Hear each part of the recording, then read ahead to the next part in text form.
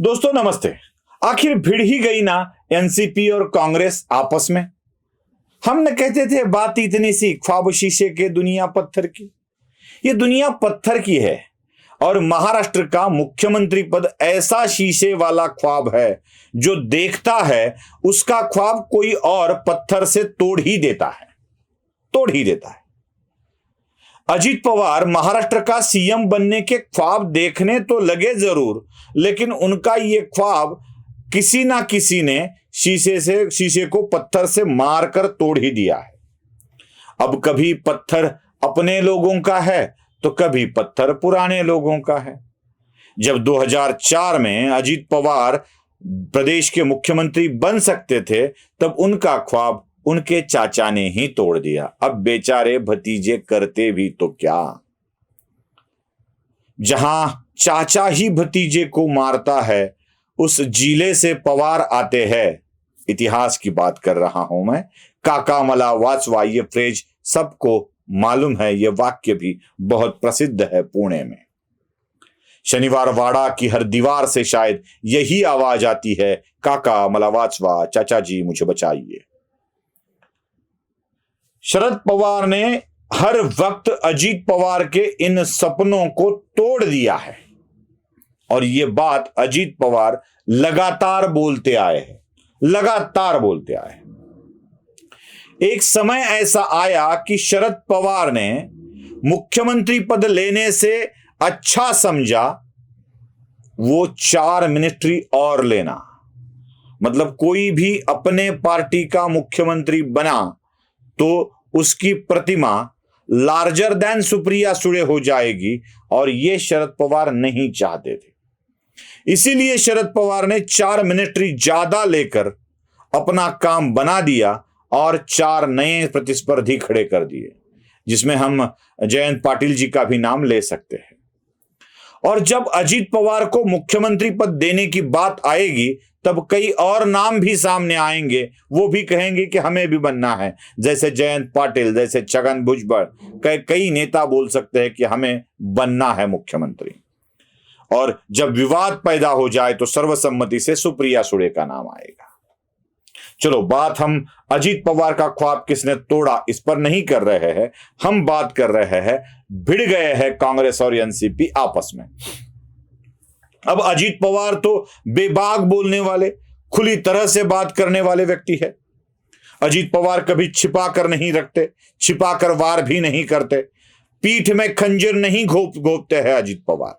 यही अंतर है 2 पवार में। एक पवार पीठ में खंजर घोपता है तो एक पवार सामने से आके वार कर देता है। सामने से आकर वार करने वालों में अजीत पवार है। अजीत पवार ने मुंह पर बोल दिया कि जिनको विधायक तक का अनुभव नहीं है, ऐसे 2 लोगों के साथ मुझे उपमुख्यमंत्री के तौर पर काम करना पड़ा और वो बने मुख्यमंत्री। एक थे पृथ्वीराज चव्हाण जो सीधा दिल्ली से लाए गए और मुख्यमंत्री बनाए गए, और दूसरे उद्धव ठाकरे सीधा मातोश्री से लाए गए और उनको प्रदेश का मुख्यमंत्री बनाया गया। अब अजीत पवार कई सालों से विधायक बने हैं, कई साल उप मुख्यमंत्री रहे हैं, कई साल मंत्री के रूप में काम किया है, सांसद के रूप में भी काम किया है। ऐसे अनुभवी नेता को मुख्यमंत्री बनाने की जगह ऐसे अननुभवी नेता को मुख्यमंत्री बनाया गया और यही वेदना अजीत पवार के मन में थी जो उन्होंने बोल डाली। अब बोलते वक्त उन्होंने नाराज किया शिवसेना, उद्धव बाला साहेब ठाकरे गुट के प्रवक्ता संजय राउत को। उन्होंने कह दिया कि वो क्यों बात कर रहा है, कौन है संजय राउत।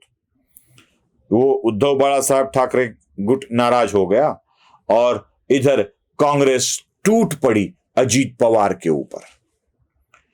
पृथ्वीराज चव्हाण ने कहा ये तो आपका मसला है, ये तो आपकी समस्या है, एनसीपी की समस्या है, हमें क्या।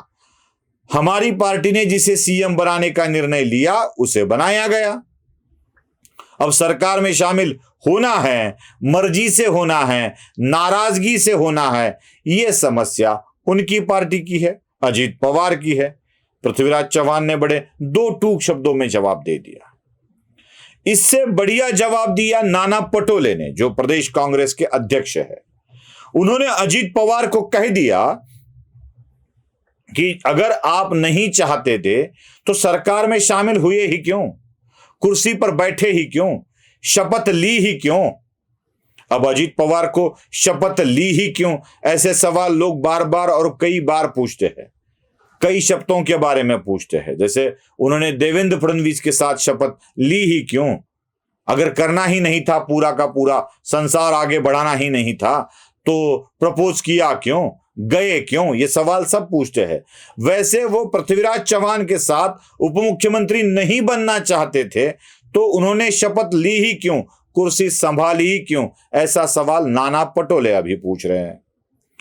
अब महाविकास आघाड़ी में अजीत पवार ने संजय राउत को नाराज कर दिया है। अब संजय राउत बेचारे ठहरे शरद पवार के आदमी और उद्धव ठाकरे के कर्मचारी, संपादक है ना वो सामना के, इसलिए उद्धव ठाकरे के कर्मचारी कह रहा हूं। सामना ये कंपनी है और जिसके प्रमुख है उद्धव ठाकरे, संपादक भी है, मालिकाना हक भी उनके घर में ही है, तो नौकर ही हुए ना, कर्मचारी ही हुए ना संजय राउत। तो बेचारे उद्धव ठाकरे के कर्मचारी है, उनको तो सब सहना पड़ेगा। मालिक ने कह दिया सह लो तो सहना पड़ेगा। अब आदमी है वो शरद पवार के, शरद पवार जो कहे वो संजय राउत को मंजूर ही होता है। तो शरद पवार को भी नाराज नहीं करना है, उद्धव को भी नाराज नहीं करना है, तो अजीत पवार की नाराजगी झेल लो, ऐसा बेचारे संजय राउत को करना पड़ रहा है। लेकिन कांग्रेस के पास ऐसी कोई मजबूरी नहीं है।